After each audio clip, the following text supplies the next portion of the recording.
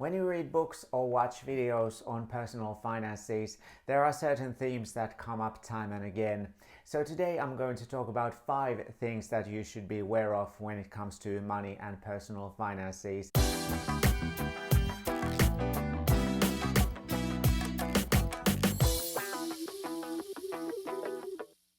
Hi everyone, how's it going? My name is Kalle, welcome to my channel on luxury and finances.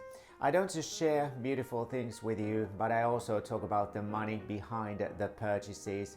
If you can afford luxury on a financially sustainable basis, if you're going to use the item and if it sparks joy for you, then by all means go for it. But at the same time, I believe luxury should never be a financial priority, and true luxury is financial freedom, not an expensive bag. The first thing you should know about money is that your house or the home that you live in, if you're a homeowner, is not an asset or an investment in the financial sense.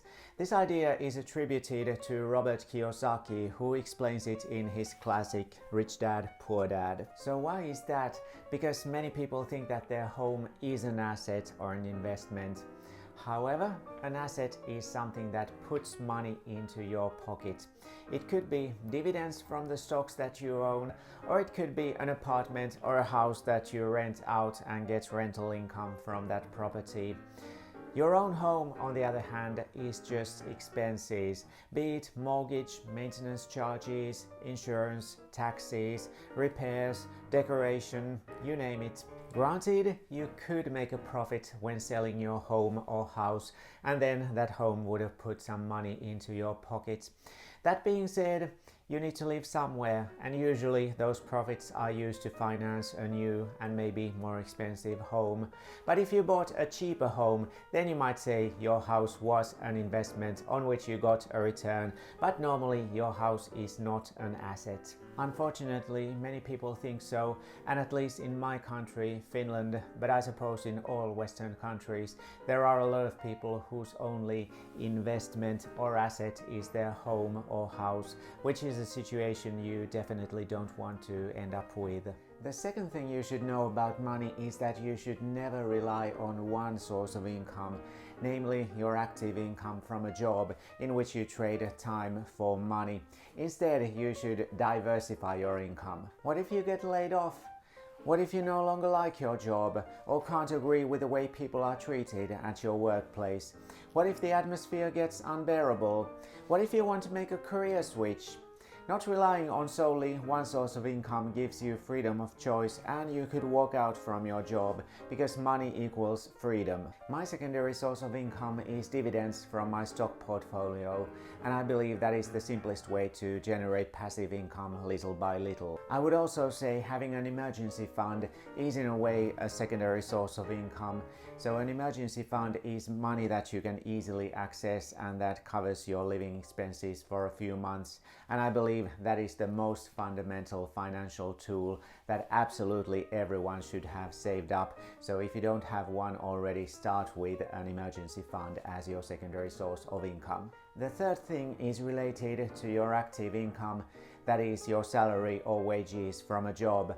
Namely, it's not how much you make, but what you do with the money. Many people believe high-income earners are wealthy or rich, and many people also believe you need to have a substantial paycheck in order to become wealthy. Well, I'm here to debunk those myths. In fact, many high-income earners are caught up in the rat race.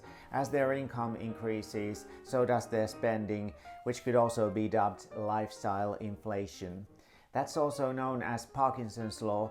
It states work expands so as to fill the time available for its completion, and the same holds true for finances. So if you're not mindful about your spending, you will spend any amount that is given to you and probably incur consumer debt at the same time to finance an ever-increasing lifestyle inflation, and your net worth and wealth will stagnate. In fact, if your pay from your job is modest, it might be easier to increase your wealth by making your money work for you. In other words, investing, as you're likely to have less desire to spend money on frivolous things, since those things are not that attainable in the first place. Pay yourself first, put the money allocated for investments aside before any essential or discretionary spending, and you're bound to become wealthy in the long run. In fact, the three most common occupations among US millionaires are engineer, accountant, and teacher, and those occupations are not the top earners. The bottom line is that anyone can be mindful about their spending. Start by making a budget and stick to it. You decide how you spend your money. Your level of wealth does not depend on your salary. Learn about money, learn about passive income, learn about investing, and get started. That is possible for anyone regardless of their income. It doesn't matter where you start as long as you start. The fourth thing about money is kind of my personal one, and it's related to stocks. Stock investing is about dividends, not the stock price or capital appreciation. So I am a dividend investor. I invest in stocks for the passive income they generate into my bank account in the form of dividends. I don't really care about the stock prices, which I know will swing hugely as we're seeing at the moment with the terrible things that are happening in Ukraine with the Russian invasion. So I choose my stocks with the dividends in mind. I invest in defensive industries as opposed to cyclical ones because those defensive industries, such as pharmaceuticals, consumer staples, or utility companies, will thrive in both good and bad times because people will always need, for example, washing up liquid or drink Coca-Cola. So my companies have to deliver a reliable dividend yield of at least 2%, and they should preferably have a history of growing dividends. A dividend aristocrat has increased their dividend for at least 25 years, whereas a dividend king, talk about P&G or the Coca-Cola company, have raised their dividend for at least 50 consecutive years. And the last thing about money is related to consumption and means of transportation. Namely, millionaires don't drive BMWs or other luxury/prestige vehicles.